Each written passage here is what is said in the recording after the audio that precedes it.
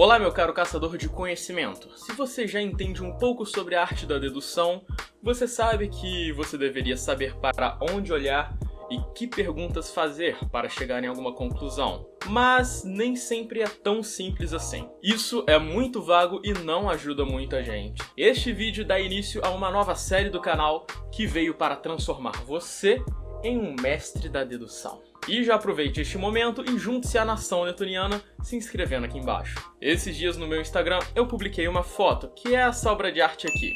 E eu expliquei para quem me segue que olhar obras de arte é uma ótima forma de treinar a sua observação e a sua percepção. E isso nos põe em um lugar relativamente complicado, que é aprender a classificar os fatos. Por definição, um fato é uma verdade conhecida por observação ou uma experiência real. Tenha a mente aberta e veja além do óbvio. Então, para isso, devemos fazer uma observação objetiva e somente objetiva, para só depois tirarmos conclusões. Uma observação objetiva é qualquer observação que você não coloque suposições em cima. Então, a primeira coisa que você deve fazer é olhar e, se você quiser também, listar e anotar por 5 a 10 minutos todos os fatos que você encontra. E lembrando, também anote esses fatos de outros pontos de vista, se for possível. E só depois que você olhar e não conseguir enxergar mais nada, que você vai fazer aquelas famosas perguntas de jornalista, que é quem, onde, quando, o que. Então, vamos fazer isso juntos? Primeiramente, quem? Na pintura vemos uma mulher sozinha, branca, na casa dos 20 aos 30 anos. Embora não jovem demais para estar só, mas nenhuma ruga na face que indica velhice. Segundo as proporções da sala, ela tem uma altura padrão. Perceba a altura dela em relação às maçanetas da porta para isso. O pescoço esguio, dedos finos e peito plano indicam um peso médio ou abaixo da média. Veste um casaco verde de mangas compridas com detalhes de pele na gola e nas mangas. O casaco que chega até nos joelhos sentados, o que sugere que é mais longo quando está de pé. Há um brilho no seu dedo anelar que, aliás, parece ser um anel. O chapéu amarelo com um pequeno ramo de cerejas artificiais do lado direito, com abas caídas, diz a época. A não ser que você seja um especialista em chapéus, com uma rápida pesquisa sobre chapéus femininos de aba caída, você descobre que o modelo deste se chama chapéu cloche, que foi muito popular na década de 1920. Temos também uma xícara na cena, mas o que tem dentro dela? Café? Essa é transparente.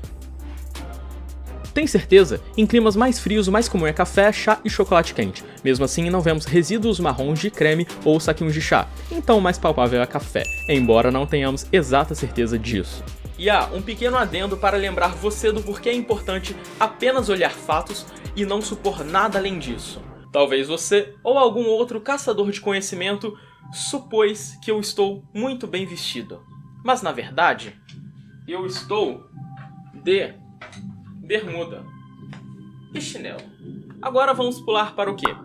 O que está acontecendo? Qual que é a principal ação nesta obra? Uma mulher sozinha sentada na mesa segurando uma xícara. Não há absolutamente mais ninguém na figura, não há indício de uma pessoa sequer. Olhando para baixo, um prato vazio, além da xícara e do pires, o que indica que ela está ali há um tempo suficiente de ter acabado de comer alguma coisa.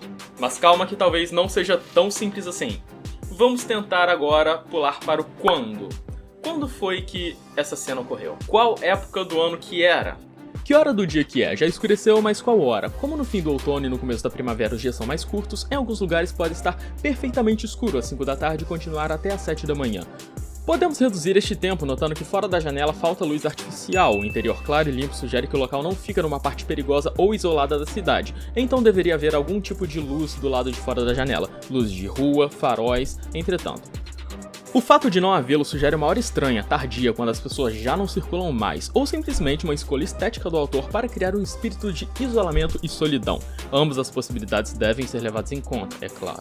As roupas com as bordas de pele normalmente remeteria a fim do outono ou ao inverno. Todavia, este chapéu não parece combinar com nenhuma dessas estações. Poderia ser no início da primavera e ainda haver algum frio fora de época? Talvez, mas pelo menos podemos eliminar o rigor do inverno e, obviamente, do verão. E qual seria o ano ou época? O chapéu, como vimos, nos colocou na década de 20. E uma pesquisa adicional sobre a evolução do chapéu cloche nos coloca abaixo de 1928, que foi quando as abas subiram ou se perderam as abas. Finalmente, nós precisamos avaliar o onde. Sem logo na janela ou qualquer palavra escrita fica difícil, mas vamos observar mais um pouco. Pelas paredes, portas, janelas e luzes elétricas, podemos ver a cena que ocorre no interior. O lugar é limpo, conservado e bem iluminado.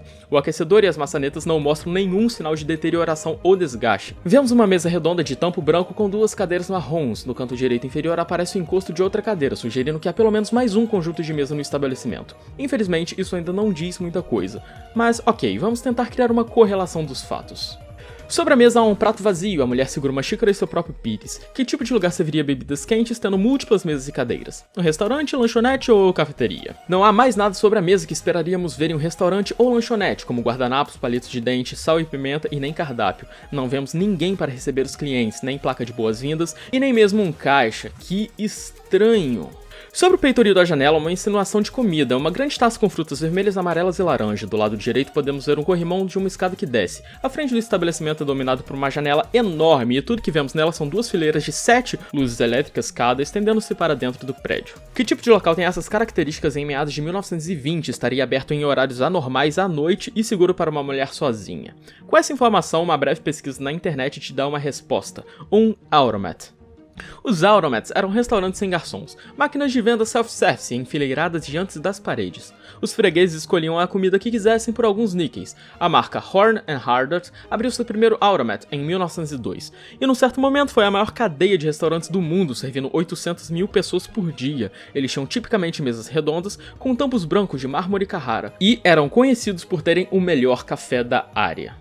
De forma bem sugestiva, o título dessa obra é Automats, de 1927. Já a modelo da foto era a esposa do pintor, quando mais nova. Mas não sabemos muito mais sobre ela do que isso. Nunca teremos todas as respostas e não é muita gente que tem.